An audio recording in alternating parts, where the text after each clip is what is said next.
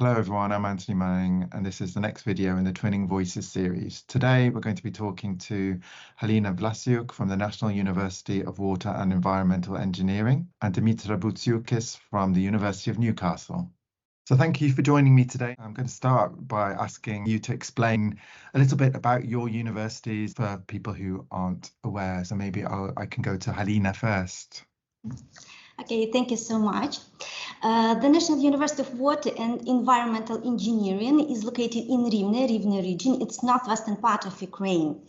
And we are the one of the oldest engineering universities. It was established in 1915, and we have a long history of teaching, educational and research experience and excellence. And also we provide engineering wide range of engineering expertise to public government, to public bodies, and to private companies. We also try to ensure the thriving environment for our students and for our academics and research staff as well.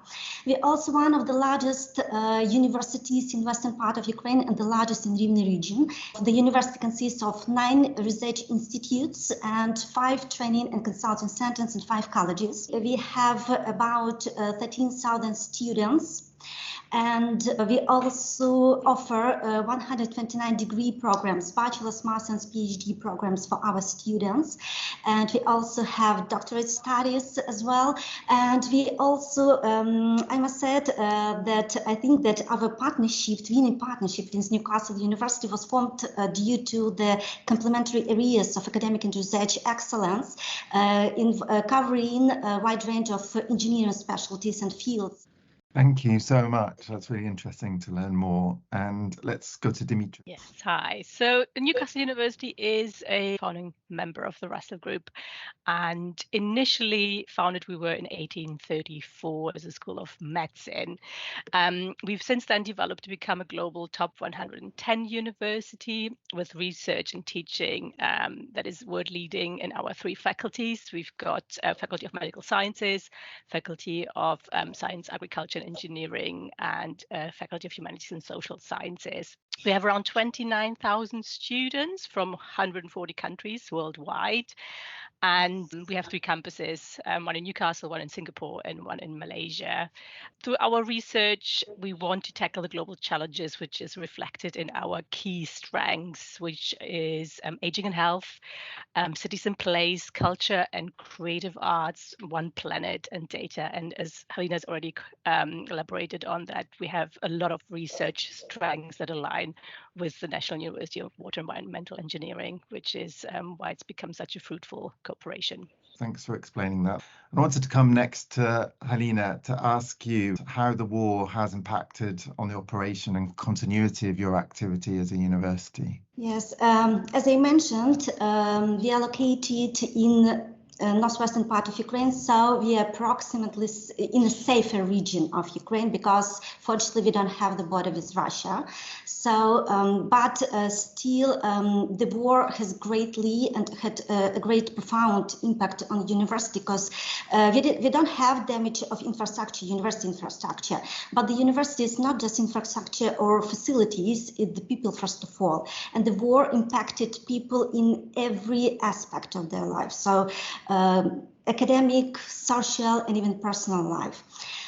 We still remember the 24th of February because we remember our feelings of fear, of confusion, of a shock because we didn't expect that in the time we are currently living in, instead of developing its own country and ensuring the prospects for their people, another country will invade other countries. So it was a shock for all of us. We were scared, first of all.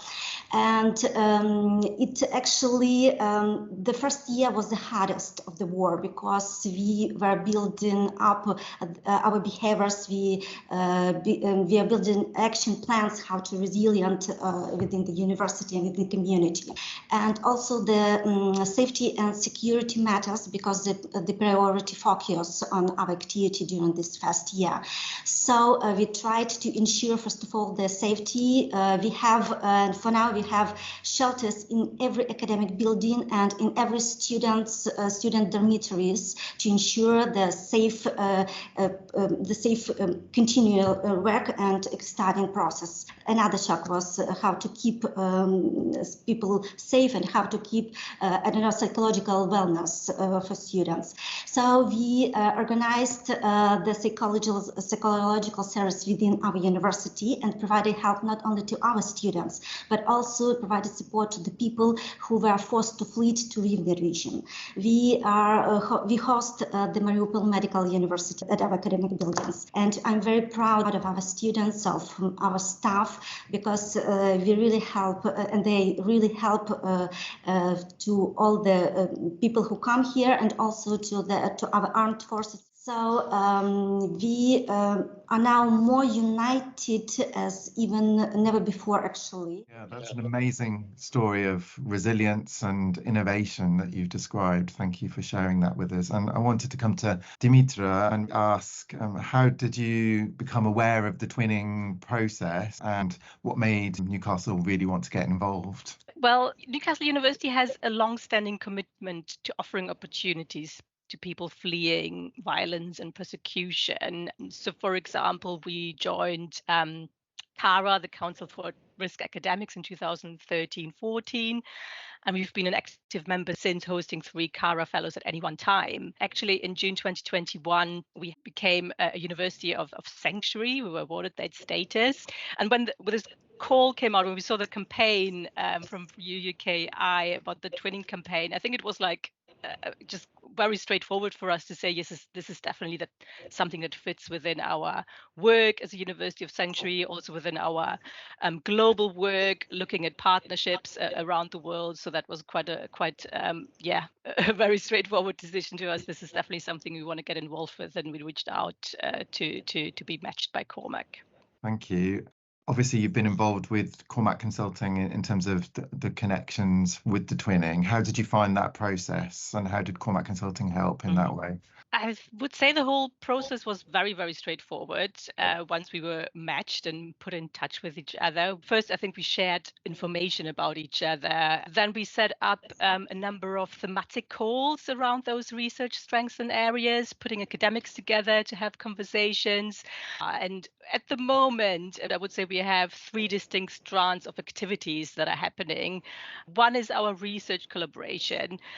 We have been successful with a grant proposal last year. We did secure some funding to establish a research program to enhance academic collaboration for enabling regenerative reconstruction in Ukraine. That was a grant through the UUKI, UK-Ukraine grant scheme that was very successful. As part of that project, we had 29 colleagues from the National University of Water and Environmental Engineering, academics and PhD students come to Newcastle in July last year on a summer school, which I think was again a great driver for further ideas and collaborations. It's actually in-person meeting that took place that was followed up by another meeting in Poland in November 2023 to work on the same project. As a second strand that I think has also been really successful, we've established an online English language program, and it's a peer assistant language learning program, which means it's delivered by our students. I think at the moment we've had around 145 students on that program already. It did start in 22-23, I believe that was the first time, and it's we have a new group of students participating every semester.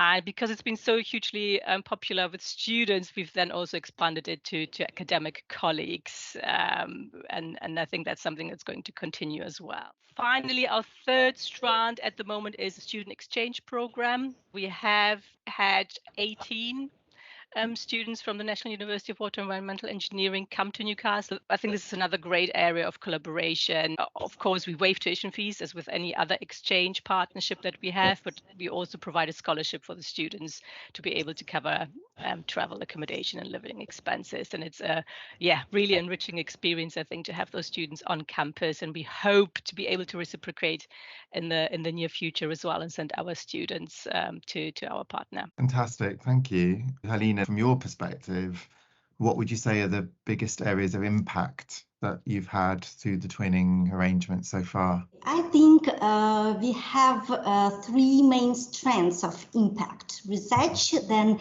student-centered activities, and the social ones. The further research, first of all, because I think we have managed to create different teams, research teams and groups, to facilitate and develop different topics concerning sustainability, environmental issues, water issues and water management.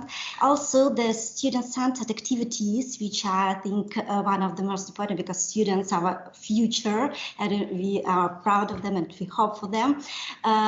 We have a very great mobility program, that is exchange students program, that is fully funded for our students.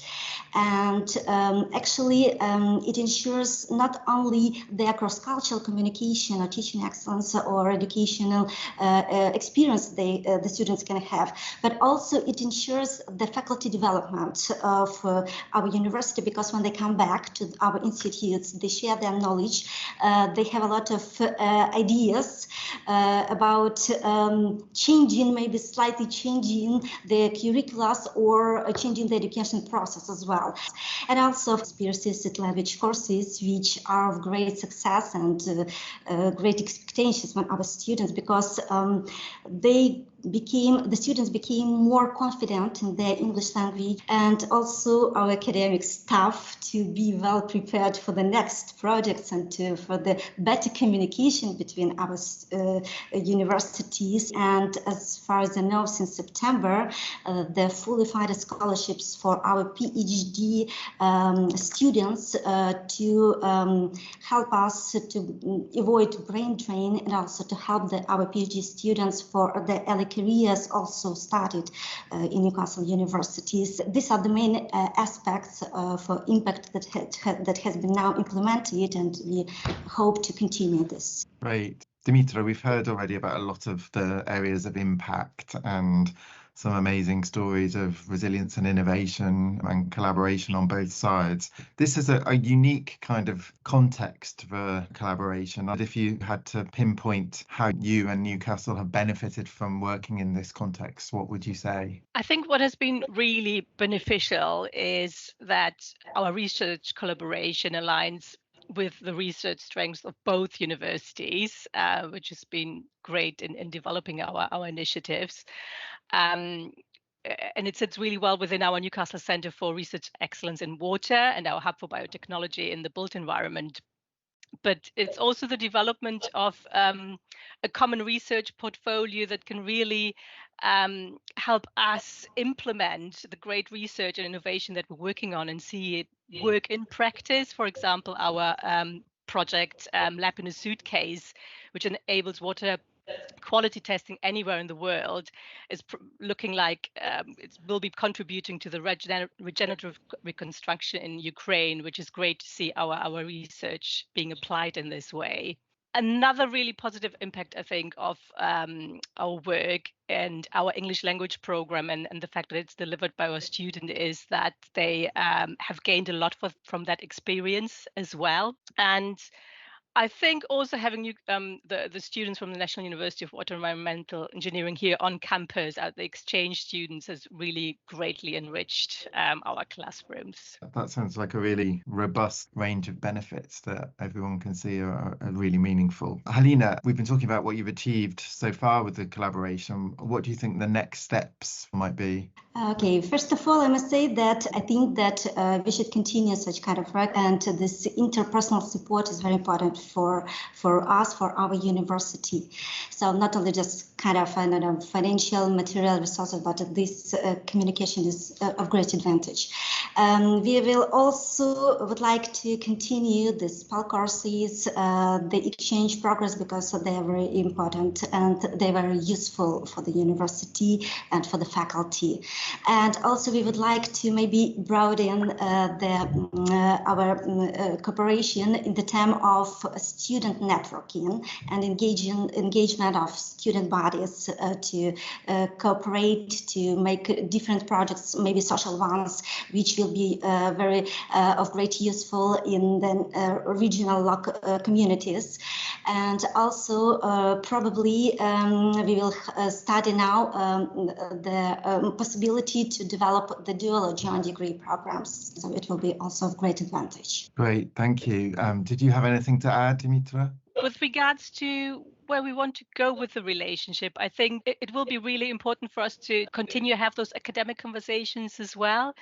We have this great area of focus at the moment, research folk, but there's so much more I think that we can do. So I think putting more focus on perhaps connecting further academics and identifying further areas of research collaboration would be one of our next steps.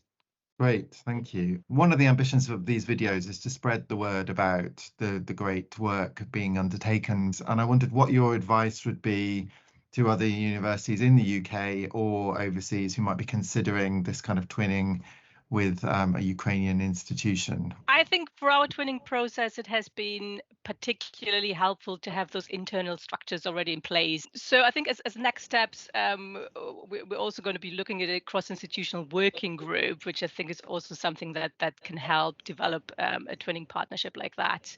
I think it's also important to have an internal plan for the relationship and not just, for example, rely on external funding sources. There should be some internal resource available as well. But saying that, it's not all financial resource to be organized. For example, access to online resources is for free, but I think in that sense, it's important that we're adaptable and that our processes and systems don't get in the way and that we have some flexibility there to engage in this way. Thank you. That's great advice to the people who might be following in your footsteps. And Halina, how would you encourage people to participate in such a scheme? First of all, I must say that participating in this program will benefit to Ukrainian institutions greatly.